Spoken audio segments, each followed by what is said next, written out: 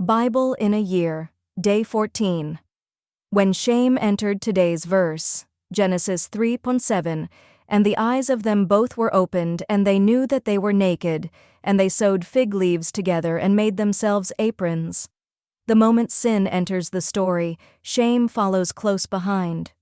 Genesis 3:7 shows us that once Adam and Eve disobeyed God, their eyes were opened, but not in the way they expected.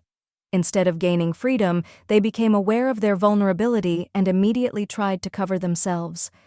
This verse reveals how sin distorts the way we see ourselves.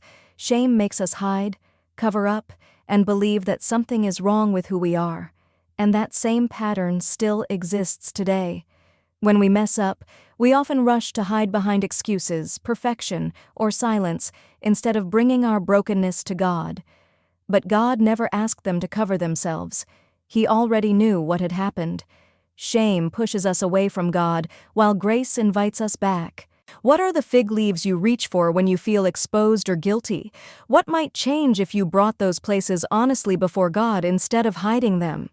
As we continue this Bible in a Year journey, remember that God sees us fully and still desires relationship with us. Save this to reflect on later, and follow along as we continue walking through Scripture together, one day at a time.